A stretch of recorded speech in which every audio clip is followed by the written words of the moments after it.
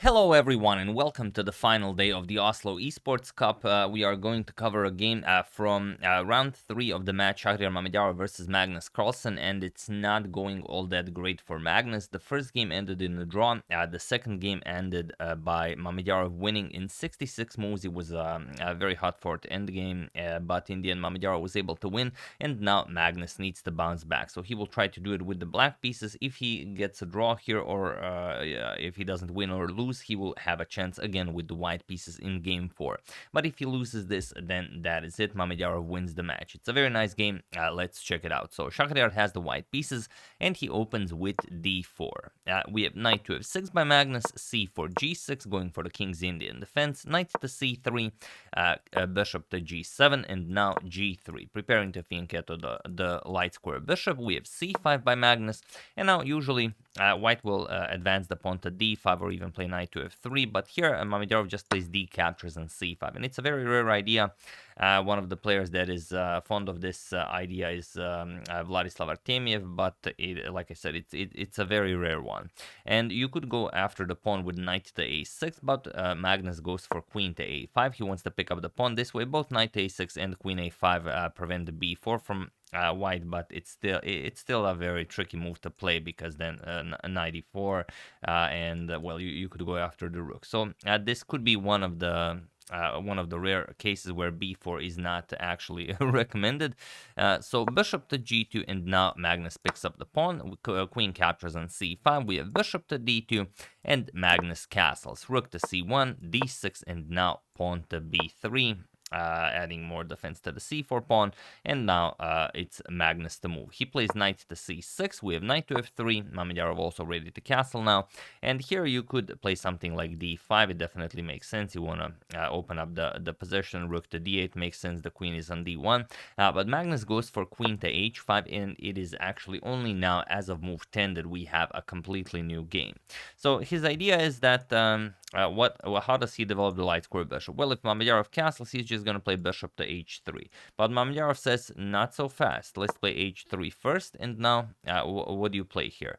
Magnus plays h6, and now even g4, forcing the black queen away from such an active square. So Magnus goes all the way back, queen to c5, now bishop e3. Again, attacks the queen. We have queen to a5 now, with a potential of some nasty discoveries if the knight moves from f6. So Mamedyarov adds another defender to the knight. We have queen d2, and now h5. Magnus strikes against the white's king side, and it's Mamedyarov to counter this. So he plays g5. Of course, he doesn't want to open up the king side. Knight to d7, and now knight to d5. Here, Mamedyarov is playing very, very cheeky, as he's already leading in the match. He's offering a queen trade, and even though queen trade is the probably the best Magnus can do here, it's not all that impressive if one wants to win the game. So Magnus goes back, queen to d8, but now it's Mamedyarov who takes the upper hand in the position.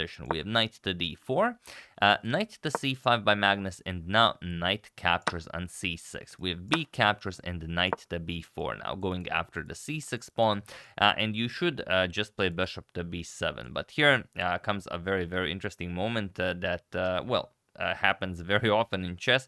Magnus plays queen to c7, and Mamedyarov just trusts Magnus. So here we have bishop captures on c6, rook to b8, and now of course, the threat is just rook captures knight here, and then we're going to pick up the bishop, and Mamedyarov just brings the bishop back. And here, Mamedyarov kind of blindly trusts Magnus, because instead of moving the bishop back, you could play knight to d5, and all of a sudden, white controls all of the squares. And what are you going to do? You're going to move the black queen back, but then, of course, you control all of these squares, and white's position is just excellent. Of course, if you capture the bishop, then knight captures an e7 check, picks up the queen. So a very, very interesting moment in a game, but it happens. So when your opponent, grabs a piece, he hits the piece on the board, and don't just trust your opponent. Always check if there's something hidden.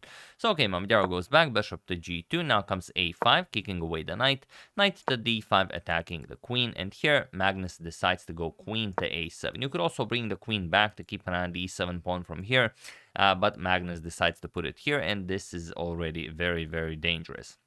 And Mamedyarov now castles. You could play knight f6, and it's a super tricky idea. The problem, okay, if you capture, then queen captures on d6, and that's it for black. There's really not much you can do here. The problem is after knight f6 check, Magnus could just go back, king to h8, and now the game still continues. You will have to castle and pile up on this attack. So Mamedyarov figures, why not start with castles? We have castles now, and bishop to e6, going well, just developing and connecting rooks now. So even if you try something with knight captures here, then you will be able to connect the rooks, and the knight will be nicely defended. So rook f to d1, and now bishop captures on d5 by Magnus. C captures and rook to b4. Magnus figures out how to activate the rooks. Rook to c2, Mamedyarov will now double up on the c file. Rook to c8 and rook d to c1. We have bishop to e5, and now we have rook to c4. So what can Magnus play here? He plays queen to b6, and now Mamedyarov just trades. Rook captures on b6. Here, again, it's a very interesting position where Mamedyarov doesn't really have to rush anything. It's definitely him who has the upper hand, and he could just play f4 and improve his position before, whenever he wishes, he can just trade on b4, bishop g7, then bishop b3, king g2. He can improve his position as much as possible before actually capturing on b4. But it's a rapid game, of course. He wants Magnus to burn his time as well.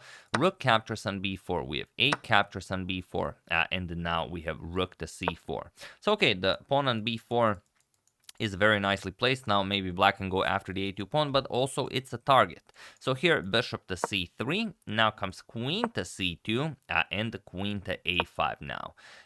We have bishop to e4 now, putting pressure on the g6 pawn, so you can even imagine a move like bishop captures on g6 being played. So king to h7, and now, okay, Mamedyarov says that's a very good spot. I'm going to play bishop to f3. Now the threat is, of course, bishop captures on h5 as the g6 pawn is pinned. So king back to g8, and here bishop e4. Magnus repeats, Mamedyarov repeats, Magnus repeats, and now Mamedyarov doesn't want to repeat with the white pieces, because then Magnus will get a chance with the white pieces to try and win, and also his position is just much better. So king g2, and here Magnus has to be very careful, but his position is worse regardless of what he plays. He plays rook to a8, and this allows Mamedyarov a very specific set of moves that will force Magnus into a terrible position. So feel free to pause the video here and try to find this only idea for Mamedyarov to seize the initiative while I give you a couple of seconds.